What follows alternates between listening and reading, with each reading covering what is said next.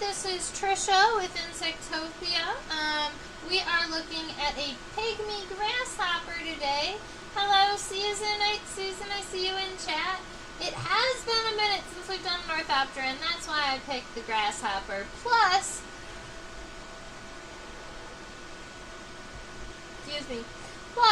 I love the little pygmy grasshoppers. There's something about them that is absolutely precious, but also I have a hard time identifying them. For instance, I have a book of grasshoppers, crickets, and katydids of North America, but they only have 3 species of pygmy grasshoppers listed, and we know that there are lots more than that.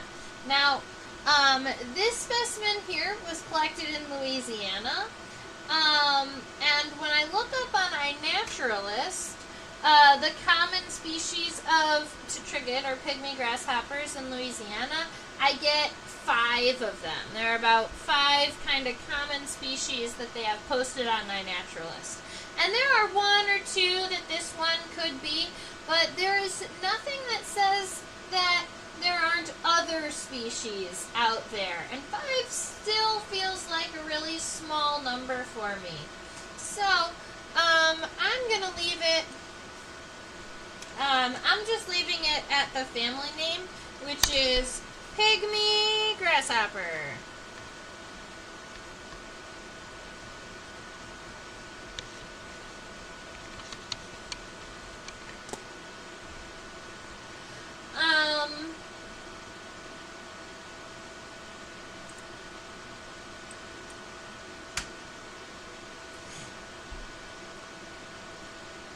Yeah, I feel like some of the orthopterans, Susan mentioned that a lot of the illustrations don't match things exactly.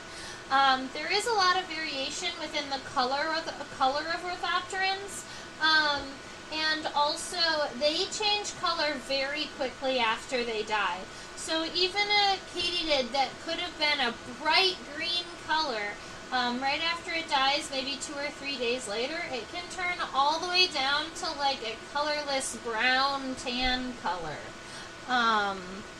So that's something that could happen. Now, we're in the order Orthoptera, and then we are in the family Tetrigidae. That's the insect family we're working in today, Tetrigidae. The pygmy grasshoppers.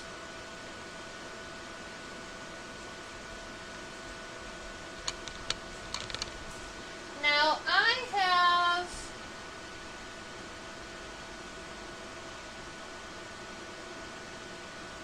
I would probably consider at least 6 species. I have at least 6 species of pygmy grasshoppers along the top here. And to give you an idea of, I guess, sizes, this is a Jerusalem cricket, a mole cricket, and a camel cricket next to all these cute little pygmy grasshoppers. They're itty bitty teeny tiny. Have I ever spotted a pink color morph? No, I have never personally caught or spotted a pink color morph of Orthopteran out in the wild. I have gone to the insectarium in New Orleans, and I've seen their colony of pink katydids, but I've never seen them in the wild. All right. We're going to be able to zoom in and get all of the characteristics of this pygmy grasshopper sketched out, but I do want to make sure that we get a measurement for us, because this specimen does fit underneath the microscope.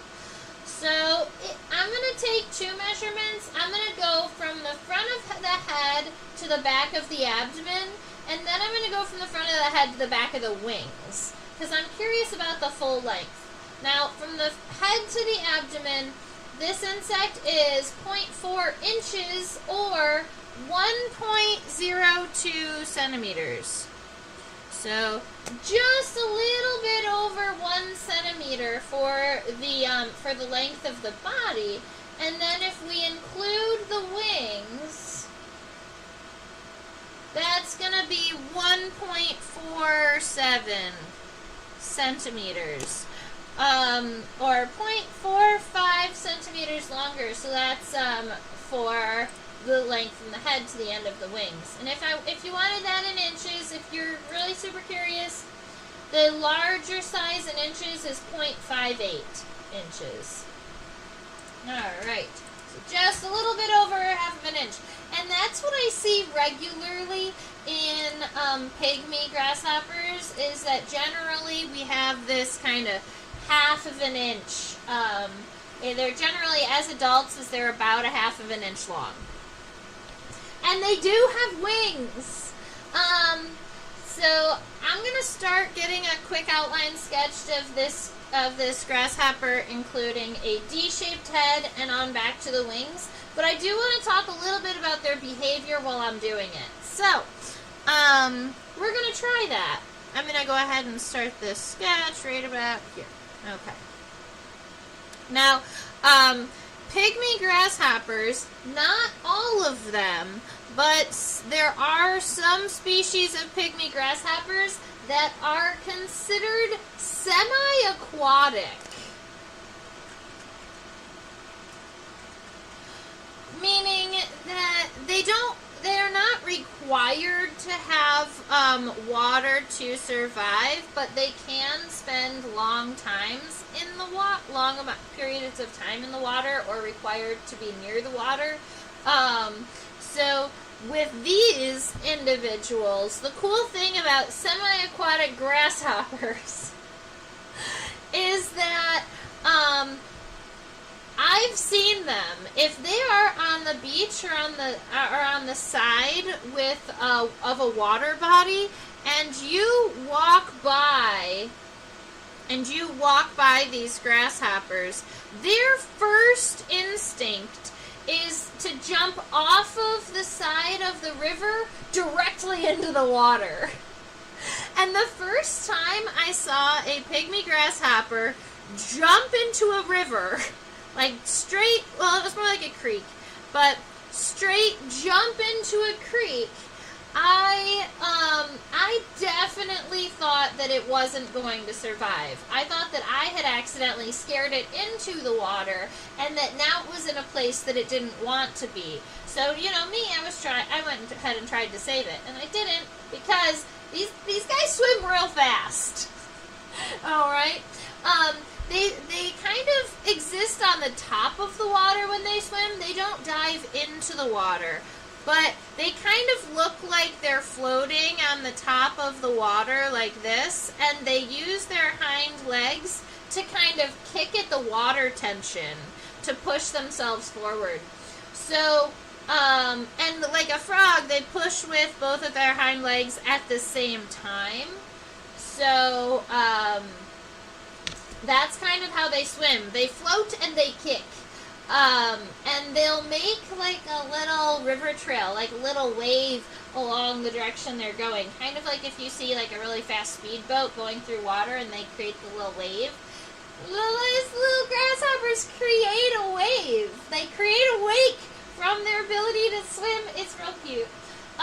This specimen is from Louisiana, and more specifically, it's from a campground in Louisiana that I literally just looked up, and now it's gone. Give me 2 seconds. I will look it up for you again.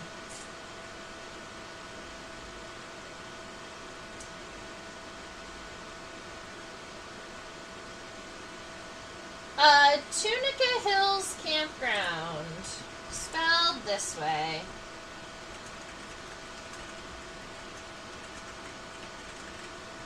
Where this one came from, in Louisiana. I also collected a Luna moth that night. Alright, so I've got the head here. I've got this pronotum. You may have noticed that this kind of went crazy long. The first segment of the thorax in pygmy grasshoppers is actually expanded so far backward that it's a shield not just to their thorax, but also to their abdomen and their wings. They use their first segment of their thorax to protect their wings. That's so cool. All right. So I've got the head, I've got the pronotum kind of coming down. I know that the front legs are gonna be kind of moving forward like this. I'm gonna throw the legs in here because I kind of want to estimate where they're gonna go. So we've got the front leg here. The middle leg is gonna come right about here at that, kind of at that lowest point of the pronotum here. And then the hind leg is, I'm going to stand it up a little bit. This specimen has it kind of laying flat down, but I want to make it look like it's sitting naturally. So the hind leg is actually pretty wide at the base, so I'm going to leave a little U here, and then I'm just going to kind of create kind of like a bowling pin shape. So it kind of gets narrow on the top, and then there's an additional little expanded portion, almost like a bowling pin. And we'll be able to modify and change this. Make sure that as you're doing this first really light sketch that you are not going at it too hard so that we can, when we zoom in, we can get all the final details. Right, so that's going to be that last segment of the thorax, and then we have the end of the abdomen. It's going to kind of come down kind of short. The abdomens of these grasshoppers always look really short to me. And I want to make sure that the bottom of the body goes all the way forward, maybe not to the bottom of the head, maybe to like right around there. It's going to kind of follow that curve up. But this is going to be the sketch that we are going to start with. I'm sure that we're going to modify and change things over time, but we've got at least some graphite to the paper. Things are happening. I might add a tibia here because I want it to be on the ground at least. All right. Let's zoom in at the head.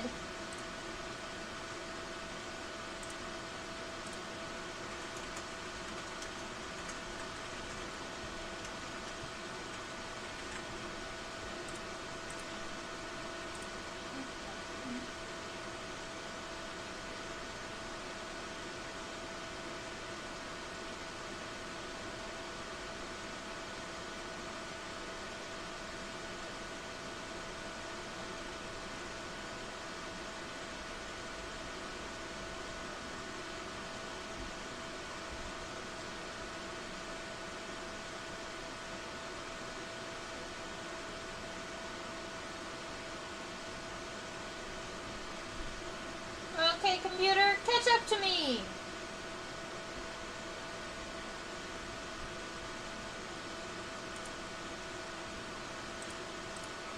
I don't know what's happening. Why my microscope paused? There we go. Now I know why. Alright.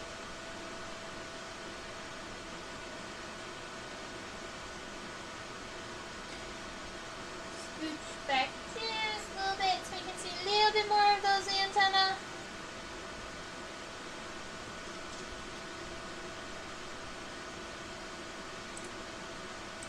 Okay, very good. So this is right about what the head of our pygmy grasshopper looks like. Those big compound eyes, they almost look like they're bulging up off of the top of the head. And I think that makes them look almost alien-like. And where I do want to draw the head from this perspective, because that's the perspective our drawing is in, we are also going to, after we're done sketching it from a lateral perspective, we'll turn the head so that we can look at it head on. because I'm not sure if there's a divot in between the compound eyes, so it's standing up on top of the head, or if the head is kind of expanded up to that point where it's kind of level with the head across. So to see that, we'll have to turn this specimen 90 degrees. But until then, right here on the very top of the head, I am going to add a nice dark compound eye. And this eye doesn't have to match with the edge of the head. In fact, it shouldn't. You want this You want this compound eye to be above the edge of your planned head.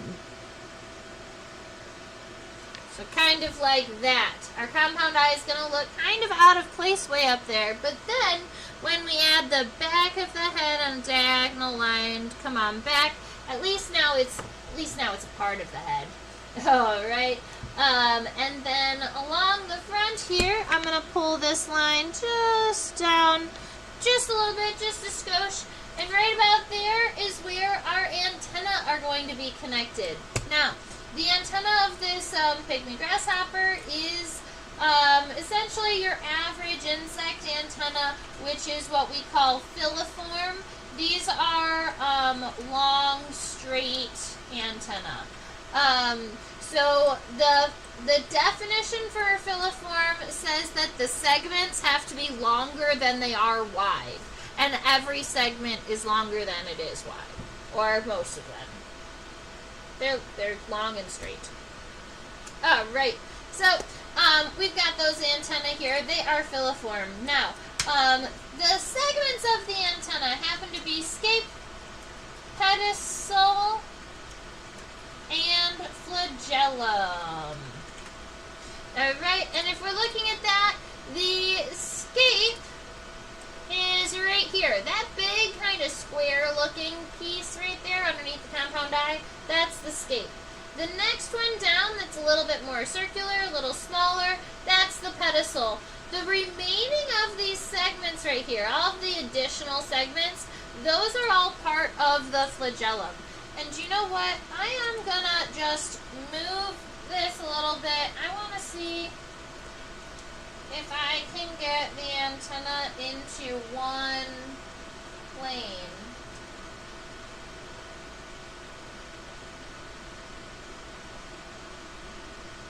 Alright. So now we can see the antenna at least a little bit better, and if I decrease, and if I decrease the light, we might be able to see, yeah, the edges of the antenna a little bit better. Cool. Hold it. Yeah. Alright. Now we've got those antennae to sketch. Keep in mind where they look nice and long at this point, they are only about this long, right? They're kind of, they're short-ish. I would say about a quarter of the length of the body, so pretty short. We've got scape, that big square one. You've got the pedicel, the one that's a tiny bit shorter. And then 1, 2, 3, I can't count from there. 1, 2, 3, 4, 5, 6, 7, 8, 9, 10, 11. 1, 2, 3, 4, 5, 6, 7, 8, 9, 10, 11. I'm counting 11 additional segments, so that is 11 segments in the flagellum. Segments in the flagellum, if you are curious, we could say there are 11 flagellomeres. That's a new fun word for some people, I think. That's about the entire length of the antenna that I would like. So at that point, now I'm going to come back down. Make sure it's narrower at the top than at the base. Try and keep that line as smooth as possible. And then I'm going to divide it into 11 segments. 1, 2, 3, 4, 5, 6, 7, 8, 9, 10, 11. Perfect. We've got 11 little flagellomeres there.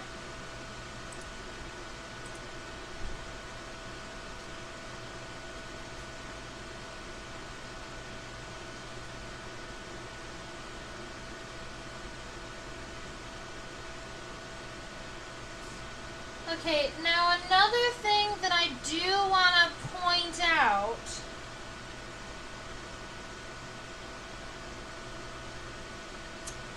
is that this head is on an extreme angle. Alright? The top of the head is here, but it comes back down like this. And your mandibles, I can see them. Your mandibles are right here. They almost look like they're in between the front pair of legs, but that's still kind of just like the bottom of the head.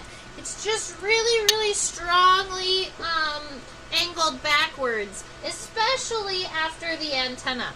So right here we've got that line from the antenna, but now instead of having this being nice and kind of wide, what I want to do is take this line here and pull it diagonal all the way almost back to the base.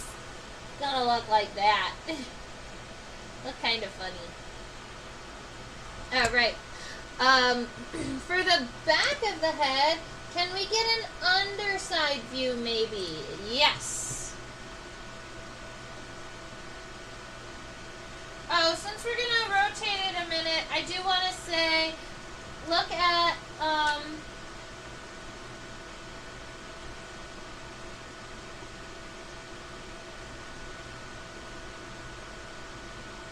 mean, I think that that's pretty adorable. Let's see.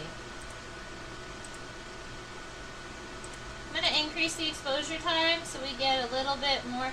But you can see those compound eyes do reach up a little bit further than the head, than the actual vertex of the insect. And then if we flip the pygmy grasshopper over,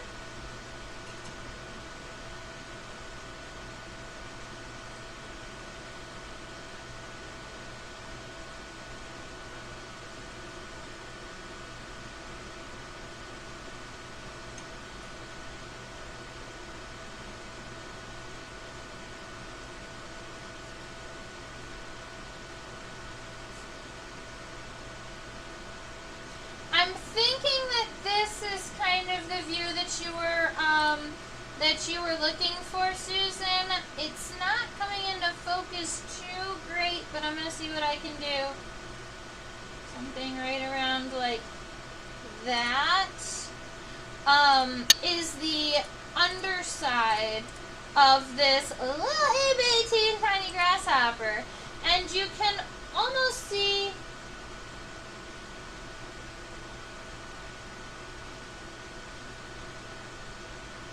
it seems to be missing all the usual mouth parts I usually see on a grasshopper. Don't they usually have a big labrum? Yes. So the labrum is the upper lip, and it is right here. It's not absolutely ginormous like in your average grasshopper, but pygmy grasshoppers are itty bitty teeny tiny. They have itty bitty teeny tiny mouths. And so it's all kind of hidden right here. Right there are the maxilla, and the mandibles are in there too. And on the underside, so here's something fun. We're always using the word pronotum, and pronotum is the first segment of the thorax, specifically on the top of the body. If you want to talk about the first segment of the thorax on the bottom of the body, that's actually called the prosternum. So, if you're looking right here, the prosternum is really nice and round, and it almost creates like a collar for the pygmy grasshopper's head. It's kind of like, alright, I'm kind of here, and then I can kind of tuck my mouth parts in, and I can kind of pull them out just like this. And I wonder if this body shape at all helps with swimming, or helps with its aquatic abilities, because as I look through the grasshoppers, I don't really see like adaptations or characteristics that are like, wow, that's definitely an aquatic insect. Most of these, pretty much all the pygmy grasshoppers I've ever seen, they look terrestrial. Yeah, so there's that, and I can go in even further so that we can look at those cute little palps. There's one palp, it's sticking out. This one right here. Aww. And this one's sticking out on this side. I didn't notice until we zoomed in. Cute. Alright, so that's the mouth parts of our pygmy grasshopper. Chewing mouth parts, obviously. So if we're looking at this from a side perspective, or from a lateral perspective,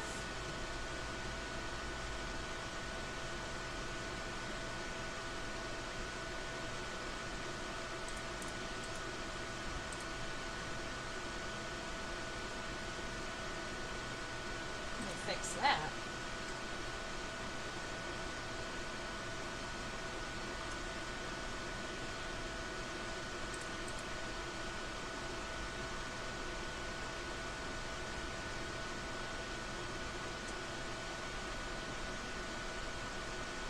Sometimes the difference in the angle between what I can see and what the camera can see is distinct enough to change what you see on your camera, see on the live stream. All right, there we are. So, we've got these mandals down here that almost look like they're kind of even protected by that front pair of legs. So here we are, way down at the bottom of our drawing. I do want to just kind of create one little angled back triangular piece. That's going to be that labrum, or the upper lip that Susan was mentioning in the chat. So that's the labrum. And then if we are viewing it from a lateral perspective, right about here you can see kind of the edge of the mandibles. But from the side, the edge of the mandibles only look like kind of a little rectangle underneath that. Alright, so we've got the labrum, we've got the mandibles. There is going to be some palps in the lower jaw, but I'm just going to take this here. Get the fly out of the way. Oh, the other thing is that the back of the head here does not come straight. If you are paying really close attention, you'll see that it comes out to a point right about here. So the angle comes out, and it's right about in line with the antenna and definitely underneath the compound eye, and then it's going to angle backwards again. So as we sketch this out, I'm going to take this guy here and I'm going to angle it back in towards the compound eye just a little bit and then down.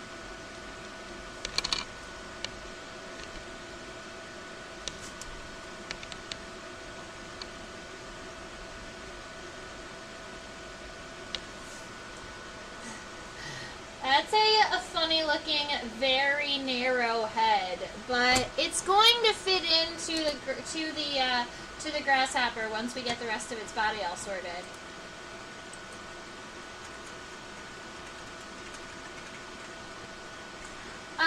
Susan asked what do they eat if it was mostly eat leaves.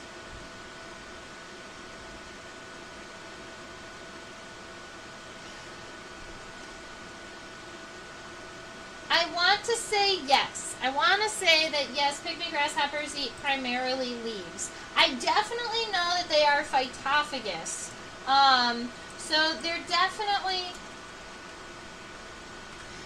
they're phytophagous, meaning they're definitely feeding on plants of some kind.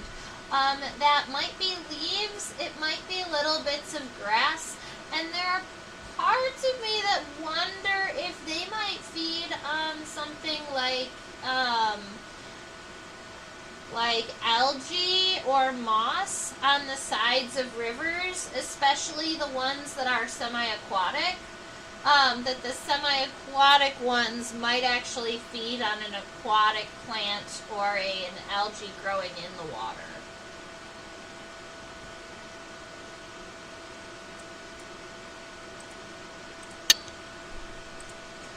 Alright. Let's look at the pronotum.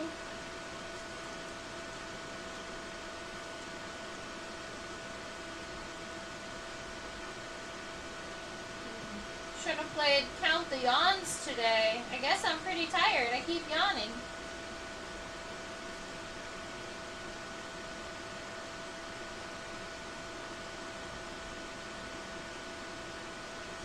Alright, so we are going to first focus on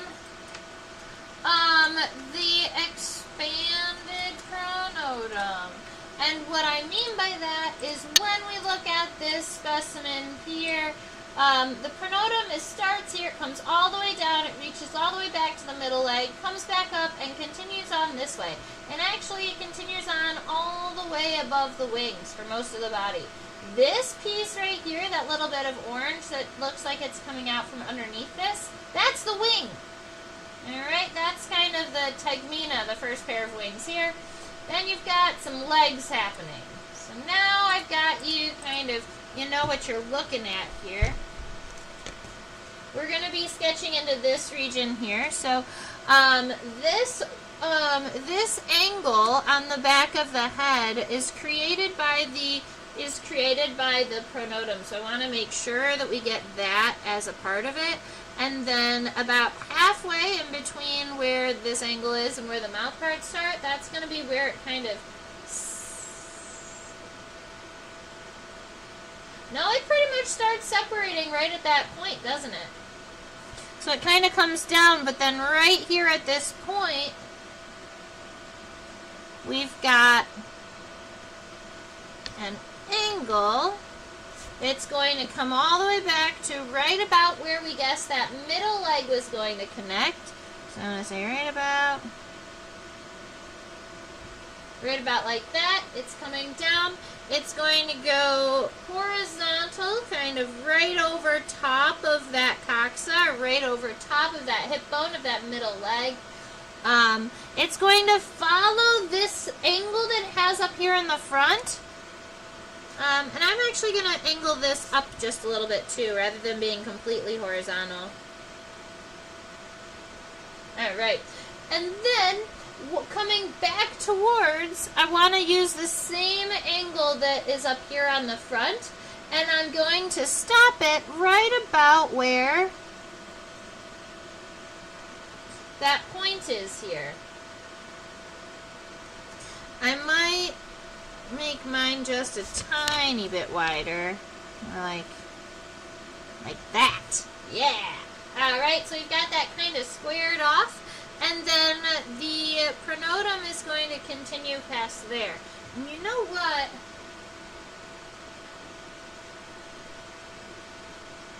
I think I'm going to be shortening my drawing a whole bunch.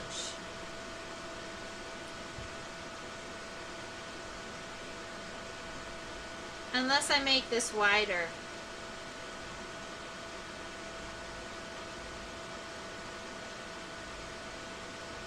I think I have to increase the angle on this just a little bit so that my pygmy grasshopper doesn't get too small. So I'm going to be placing the middle leg a little bit further back is all that I mean. So I want...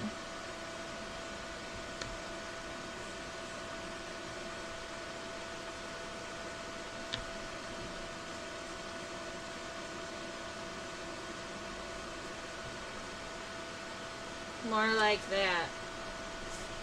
Alright. And then this is going to go in this backwards direction, and I will worry about that when we get there. For right here along the front edge, there is a little bit of a lip here. The pronotum is a separate plate. So when you look at it right about here, you can see this little edge. So we just want to make sure that this isn't exactly straight. We do have a little bit of an edge here. We have a little bit of an edge here. But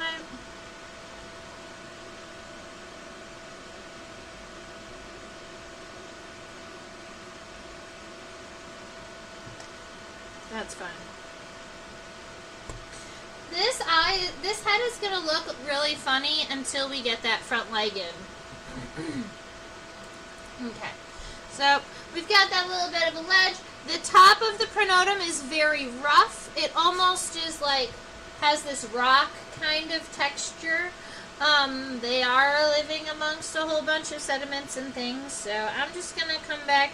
I'm going to purposely not make the top of the body very straight. I want it to almost have a little bit of a rocky kind of wave to it. So just letting my hand shake a little bit as I continue that line. And then we've got a lot of this region happening, but I want to draw this front leg, so that we're gonna draw this specimen from the front to the back. Let's go look at the leg.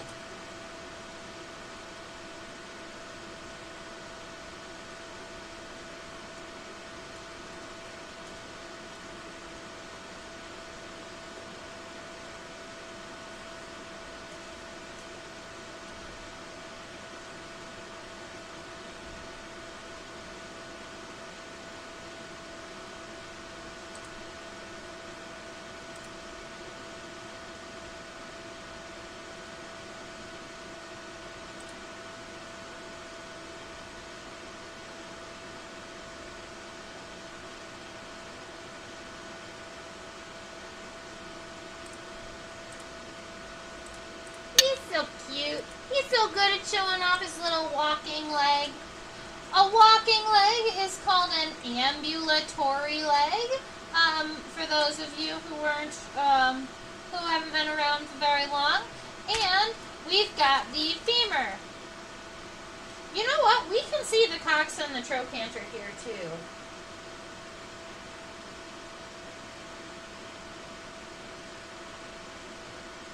All right. The coxa, trochanter, femur, tibia, tarsi. I'm giving us all the words because that means that I don't have to stop in the middle of drawing them to get them up there. I'm actually just going to let the words cross the entirety of the top of the screen. That's fine. These are all of the pieces of the insect leg, starting from essentially the hip bone. So the coxa is this segment here. It's at the very, very, very base of the leg. Sometimes it looks like it's a part of the leg. Sometimes it looks like it's a part of the body. Alright, just depending on if it's a front leg or a hind leg and if you're looking at a grasshopper or a beetle. But the coxa is always the first one. Then you get the trochanter. It's like this little knee joint. It's really small. It's right here. And it connects the hip to the femur. So it would almost be like having a knee in between your hip and, like, up near your butt. Like, between your hip and your femur. So that's where that is. You got the femur here, tibia coming down, and then you have tarsal segments. And where this looks like it could be 3 tarsal segments, I believe it is only 2. You've got this short one here that almost looks like it has 3 little pads on the bottom of it. And then you've got one long one with tarsal claws on it. So these only have 2 segmented tarsi, which is an incredibly small number of tarsi for an insect. Sometimes they have 5. Many times they have 5. Alright. For this leg situation, I'm going to erase this little circle that I had sketched in here. I'm going to just kind of, I know where things were. This is the situation we're working with now. We've got this kind of funky angled head happening. We've got a space for this front leg. The front leg is going to be going right about, the front leg is, I want to add that coxa first. That coxa is kind of like a flat square here. You're not going to see much of it outside of this pronotum, but then the next segment is that trochanter, and that's kind of that knee joint. And this one is going to be really, really short on the top, but actually pretty long on the bottom, which is going to make it almost kind of like a trapezoid-esque shape. It's helping create a turn so that the femur can go in an upward direction. And I'm going to put mine at an even stronger angle because I want my femur, I'm going to try and get my femur to come up right here. And then down so that I'm avoiding messing with any of these mouth parts here.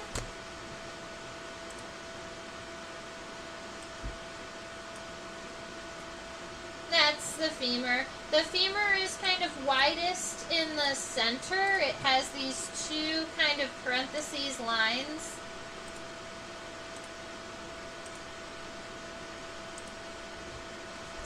Parenthetical lines? Lines like a parentheses.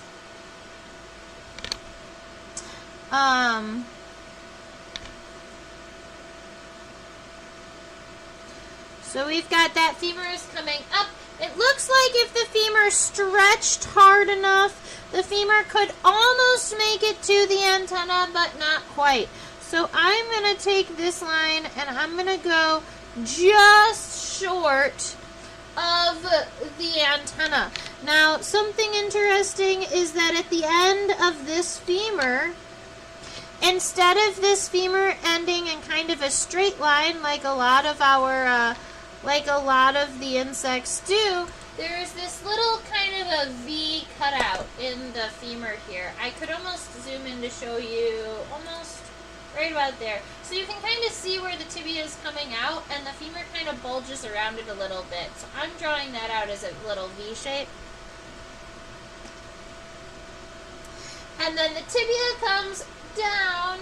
The tibia does look longer than the femur in this specimen, so we know that the tibia can make it all the way to the ground.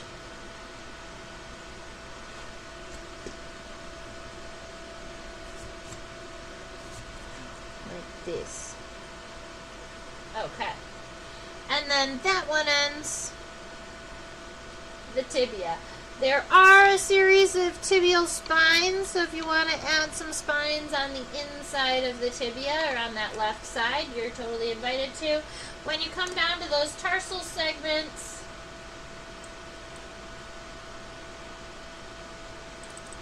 they look like these. Although my image is having a hard time seeing the edge, so we're going to try it this way. Maybe we have to make it smaller so that you can see it. Okay. Okay. So those are your two tarsal segments. There's one that is almost triangular. It's just, I would almost say it's more bell-shaped because it's wide at the base, but it's wide at the end, but at the base it's not really a triangle, it's more kind of roundy. You've got those three cute little pads at the bottom of it, so I'm going to draw those little pads there. And then that really nice long, what I would consider a raindrop, you know, wide at the end, kind of narrow at the base, tarsal segment with some claws. Whew. Alright. Now, a couple of things I want to ensure that we get sorted in here is that this space that's right here between the head and the pronotum, this is a part of the pygmy grasshopper. It's just a dark space.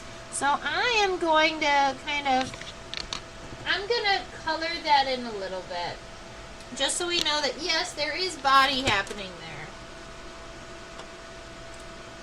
Alright, zooming out. And we're going to go check out the middle of this pygmy grasshopper.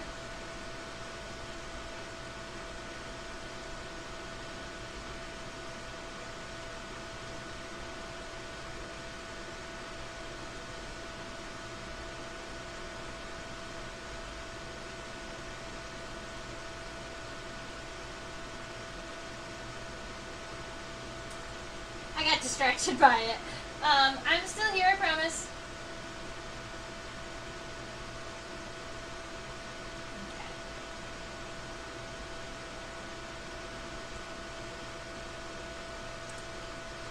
So we have that front leg all sorted.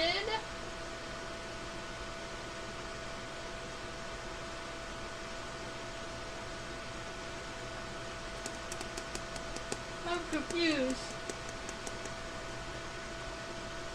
That's not what I saw earlier, but it is what I see now. Alright, I'm going to be changing this line up a little bit because about halfway up this line, it does a little loop-de-loop. That's kind of cool. So it kind of comes down, it comes up about halfway, and then it does an additional step here. That's probably what I was missing as to why I wasn't happy with it. There we are. So it's got an additional little step. And then this middle leg is connected more like right here, kind of at the point of that pronotum.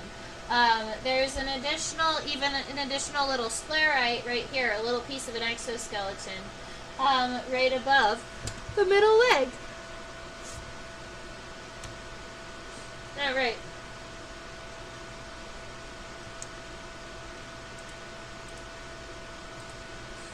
So, let's see.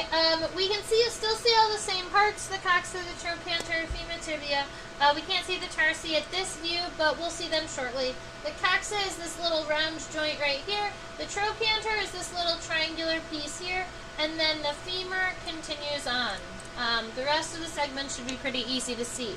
Now, when I'm sketching this guy here, I am going to add a line on the top that's nice and straight, and then kind of a U shape that is almost, well, how I would define kind of more angled off in this direction, because we want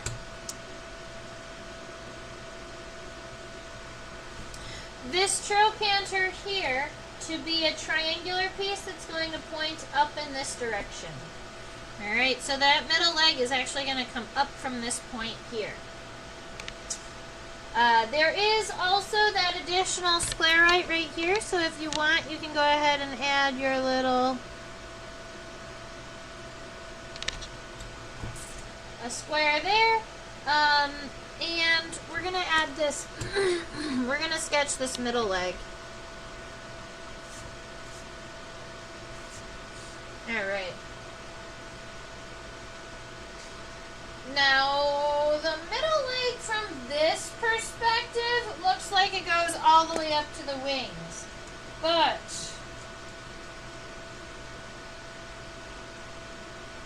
I guess it does.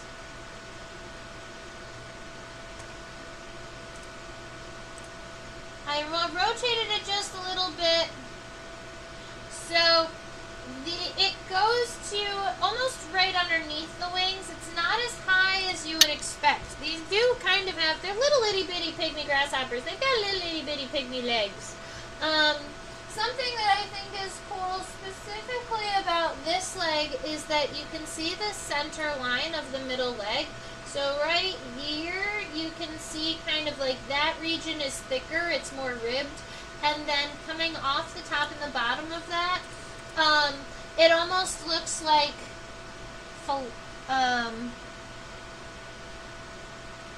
it narrows towards the edges, almost like there's a flare on the side of it, or like a, it's like thin.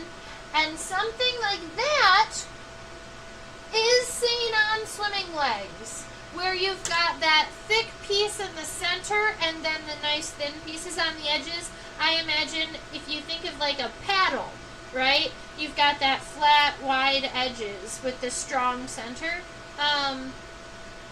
That would be my first, physiological change that I could almost argue might be used for swimming that I see. So when I draw it, I'm actually going to imagine that center spine first. And I'm going to draw that center spine going in the direction that I want. And then for that fringe, or for that kind of outside region, what I'm going to do is I'm just going to make it kind of nice and kind of wavy and textured here. Just going to kind of aggressively shake my hand to make it look all kind of wavy. And I'm happy with that. Alright, so we've got that. Femur going up. The tibia is a little bit straighter. I'm going to erase this at an angle so that that tibia can come down. Right about, I'm happy with that, right about there.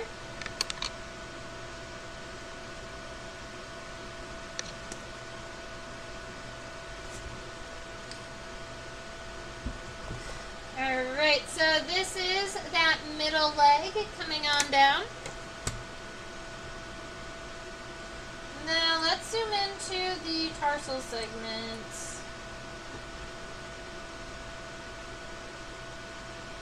Alright, it once again looks like more than what it is. It is just 2 segments, but it still has those three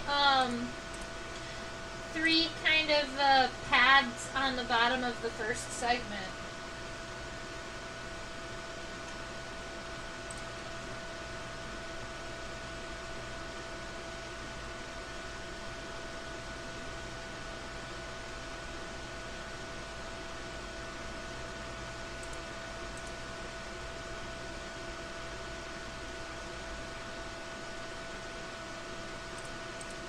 So these are tarsal segments.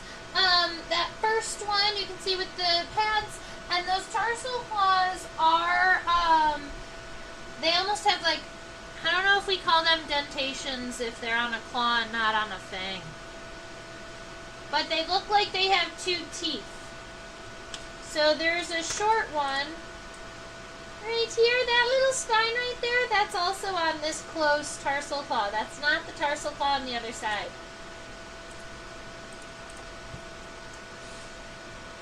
So right about here, we get these little tarsal claw with the 3 little pads, 1, 2, 3, and then bloop with the claws.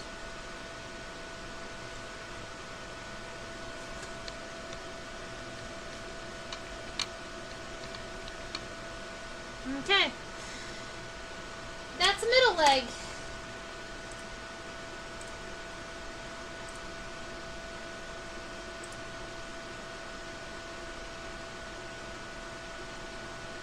The protibial spines are pretty wimpy, but I hold out hope for the hind leg. Yeah, the hind leg has some pretty epic tibial spines.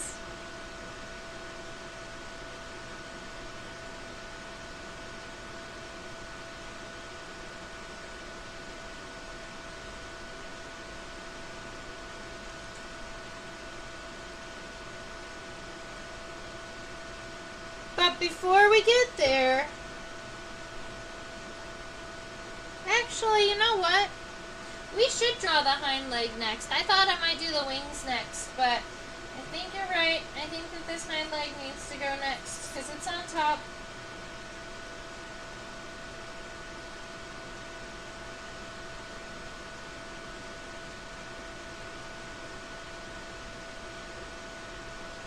Do you see those spines? Those spines are on the end of the tibia.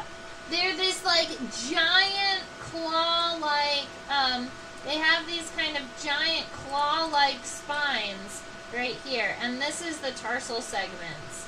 I will admit that this specific specimen, when I pinned it, I allowed the femur to lay flat rather than stand the femur up.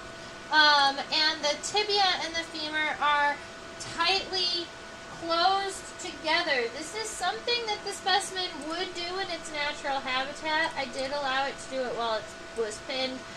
It does make it a tiny bit trickier to sketch it.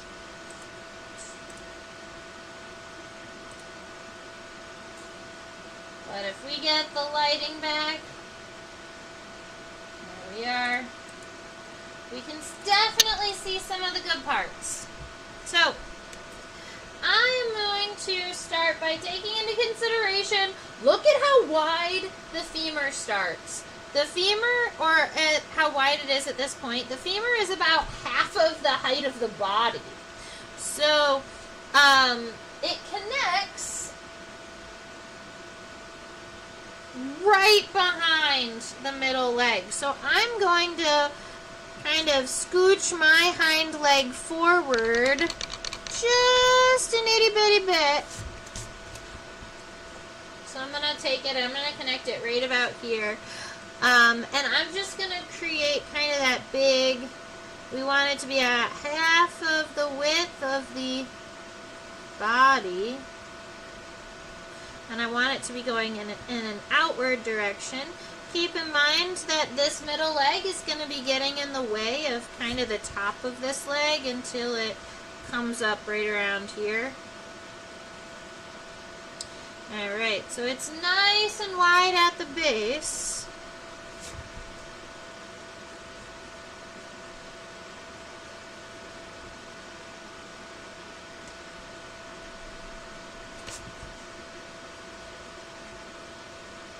There, that's better.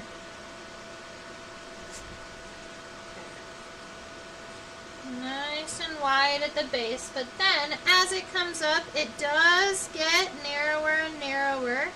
The narrowest part of this leg is going to be right about where it's about to go above the wings here. And then you have that additional kind of little knob at the top of the femur. So I'm just going to give it kind of a round circular knob, but you can see there is some shaping to it. You could make the top more flat. Kind of like that. These are cute. Now, a lot of times in orthopteroids, the hind femur is going to have a series of chevrons inside of it. This specimen does not, but it still has the ridges that the chevrons would have fit into. So right here in the center of the femur, I'm going to draw kind of this double line that goes all the way around the femur, but then once it gets up close to the top, it meets at a point. And then I'm going to create one line down the very center. That's that center ridge right there. That's going to give us all of the characteristics that I need for that femur, and we can move forward to the tibia. Now, admittedly, the tibia is right here. It's kind of like stuck right next to the femur, but you can see the end of the tibia. We're not going to be able to see the tibial spines on the inside.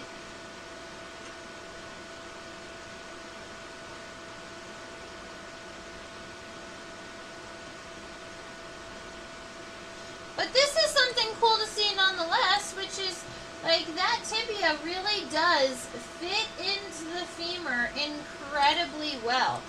You can see a little bit of it here, and then it comes out. Here's that really epic tibial spines. So, if I was going to try and sketch this out, like we're going to do right now, it's going to come down from here, and I'm going to come straight down. Generally, the tibia is going to be approximately as long as the femur. That does help it kind of fit into that groove. I am going to make the tibia just a little bit wider than that. There we are. That's a tibia. Alright, once you get to the very end of the tibia, I'm seeing 3 very strong tibial spines at the end. That's going to be right here. 1, 2, 3. Nice and powerful. One of them at the very back. and then one a little closer to the camera and one a little bit further away from the camera. So because there are three, you could do 1, 2, and then if you wanted, you could draw kind of a third one, kind of in between it, that would show kind of behind. And then that's the end of the tibia, but you still have those tarsal segments to deal with. And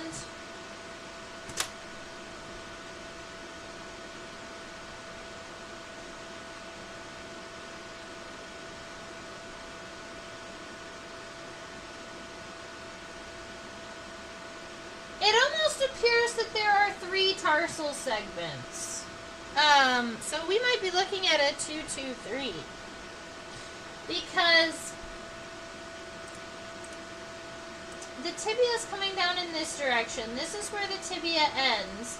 This piece here that has 1, 2, 3 kind of spines along the side of it is separate than this one and this one. So I'm counting 3 tarsal segments. The first one being a little bit longer and having those kind of funny looking ridges on it. I need to make that better.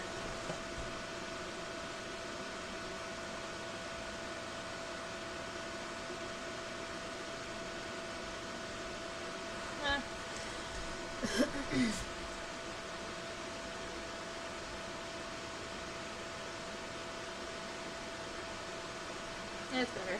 Alright, so we've got that all taken care of. You've got a little bitty triangular segment and then the raindrop segment with the claws. Hurrah, hurrah.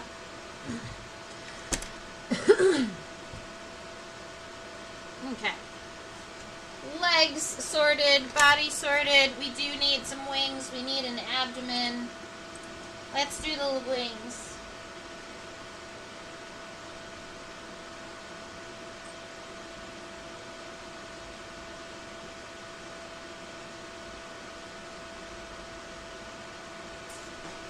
Alright, this is our zoomed out view of our Pygmy grasshopper. Alright, we can see that those wings are really, really long, way longer than the body. In fact, I'm thinking that our abdomen is going to have to be shorter. I'm going to shorten the abdomen to end right about here, I'm thinking. Oops.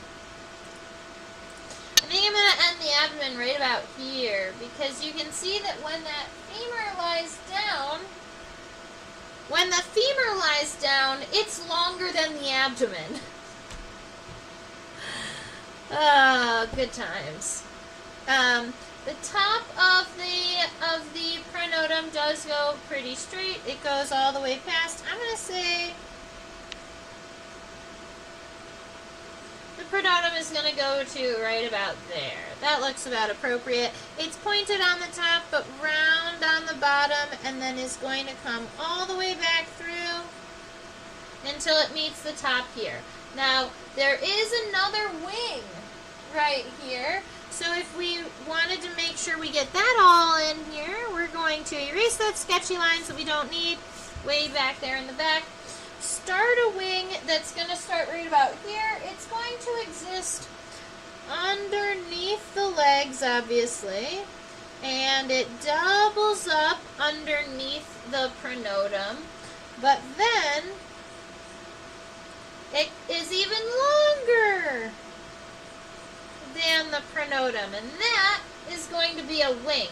Now, this here, to give you some wing venation, to make it look more like a wing, the Pygmy grasshopper wing venation, especially right here at the end, it's very, I want to kind of say it's almost like quadratic. The venation makes it look kind of square. So at the very end it's split, but most of the way through there's almost like a single vein with just kind of squares throughout. So that's how how I'm going to do it until you get to the very end, and then the square splits twice. But something like that to just give it some, yep, I'm a wing and I exist energy.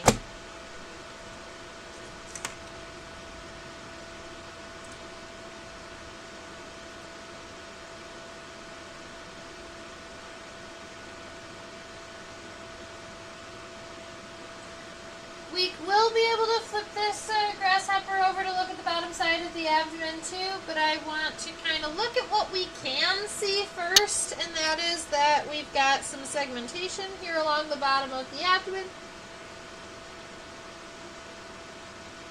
and that it's pretty short.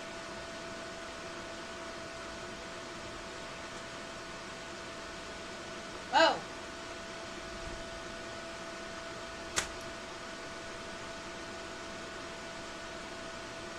I'm going to show you something kind of cool. As long as it'll get, look at right here. This is the last abdominal segment of the grasshopper. I have to change the focus. Oh, at very, very minor.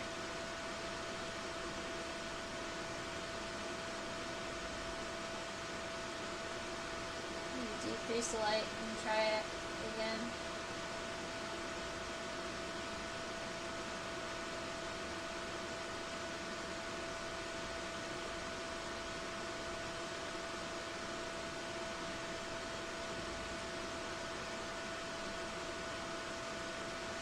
It's really hard for me to get this in focus because this specimen in general is very small. I was really hoping to get this in focus though, because it looks really cool on my end. Right here at the very, very end of the abdomen, there appears to be a saw. Like right here, there's almost, it looks like dentations, and they're even harder and dark. They're even like darker, more sclerotized than the other regions. So it almost looks like it's right there at the end of the abdomen and meant to saw. This might be a female. I always thought that the females had a true to Orthopteran ovipositor that you could see.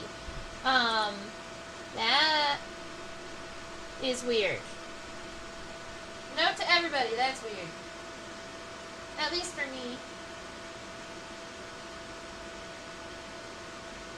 Okay. So I want to approximate the end of the abdomen right about here. I'm gonna just give myself a little bloop bloop line so that I know right about where it is. The lateral line, or where the top segments meet the bottom segments on this grasshopper, is pretty low. It's not up in the center here. So where the segments meet is going to be really low.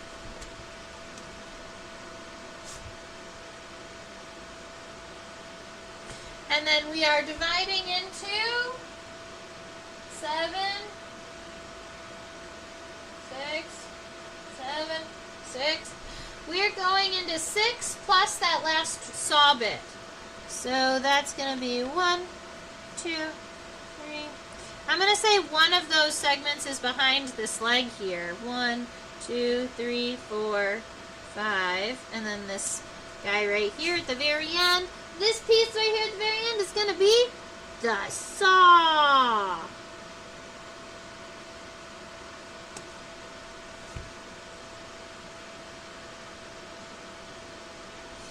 Alright, I'm hoping that the other side has a little bit of a better view of the abdomen. Let me go look. Oh, it does! Oh, you guys are going to love this. The saw's way better on the other side.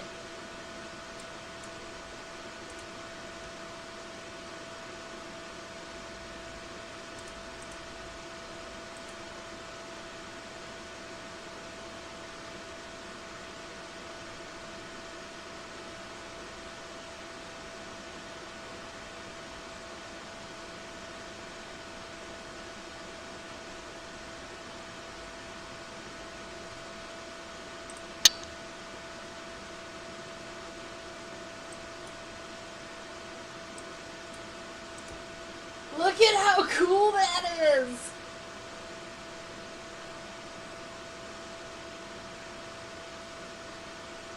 What?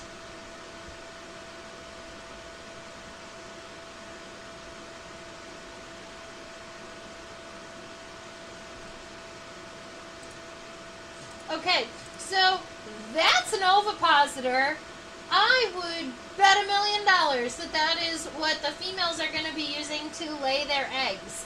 Now, I am only a little bit confused about what exactly is happening, because a lot of times an ovipositor has two pieces, a left piece and a right piece, and it kind of sheathes and it helps poke, and then there's the egg layer inside. So they come in 3 pieces essentially. Now, what I'm looking at here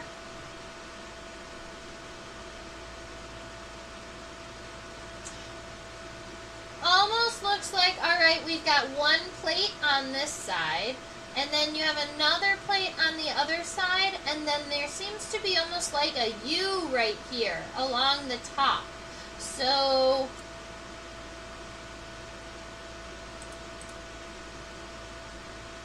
that's interesting.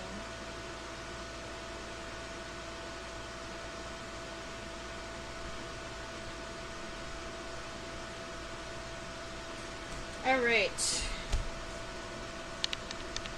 I'll rework the end of the abdomen shortly. I'm going to finish the rest of this and then we'll go back. So come down, and we're going to create these kind of U shapes wherever the top segment is going to meet that lateral line that we sketched in. You're going to come down, and then you're going to U in between them. Go out, come down, U in between them. You can erase any of those little sketchy lines, and then you have these plates that come down in these kind of U-like patterns here. And then for the bottom, I just want you to come down from where they meet, come down. I want you to go further than where you planned, and then come back to where you are going. So what that's going to look like is it's going to make the abdomen look like it has these kind of steps, and it makes it kind of look segmented. And then I'm going to draw that really cool sword-like ovipositor doodad. Yeah! Going in right here. It's got those really cool spines on the bottom. And then spines on the top. And then there seems to be another kind of set on the other side. So I'm just going to double up the top. Alright, the only other line that we have not added yet is the body right here underneath the legs. There was a region of the body that kind of exists right about here. Maybe a little bit higher. We want to make sure that the legs don't look like they're floating, that the legs are connected, in fact, to the body.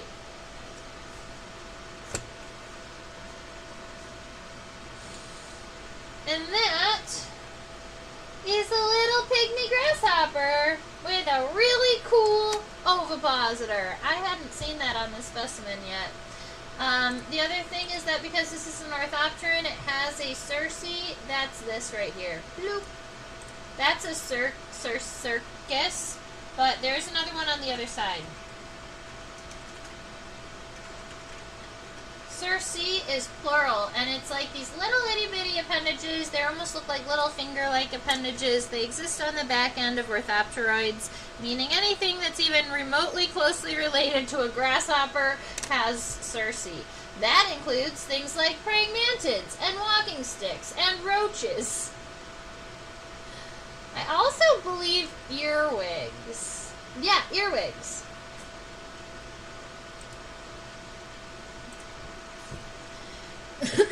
Alrighty, well, that is our pygmy grasshopper for the day. I hope that you all have sincerely enjoyed watching me draw and or drawing with me if you pulled out a notepad and were sketching along.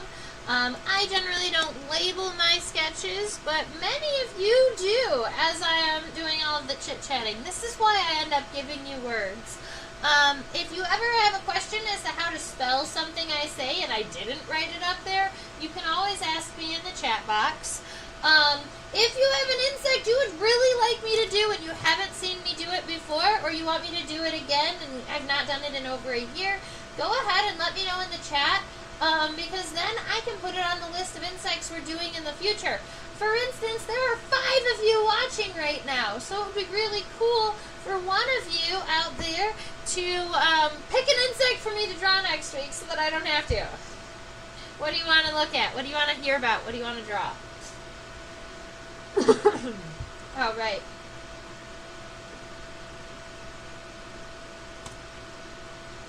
I do want to give you the heads up that I teach on a platform called At School for Little Kiddos. This is for 5 to 8, 9 to 12, 13 to 18-year-olds that would like to learn about the boogies.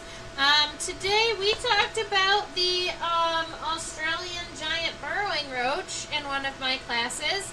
We talked about how they're semi-colonial, how they like to carry their food underground, how the parents will care for their young for the first 5 to 7 months of their lives, which is really cool.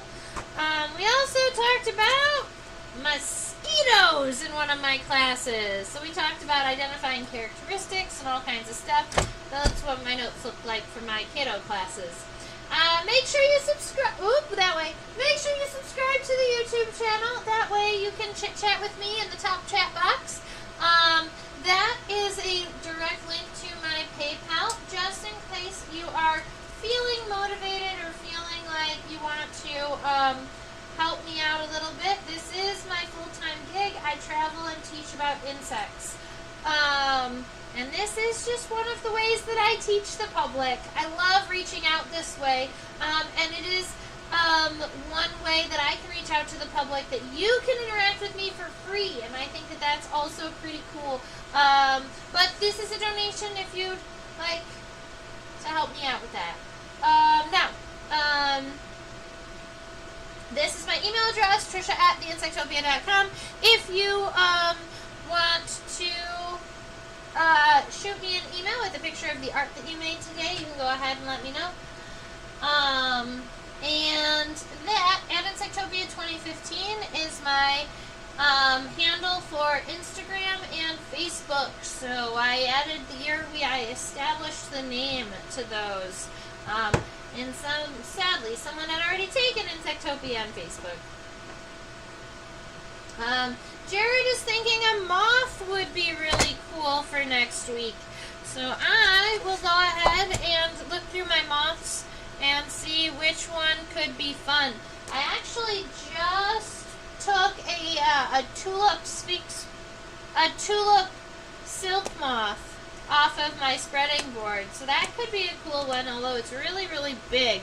We might want to pick something a little smaller. I'll have to look. Alright, I hope that you all have a fabulous rest of your night, and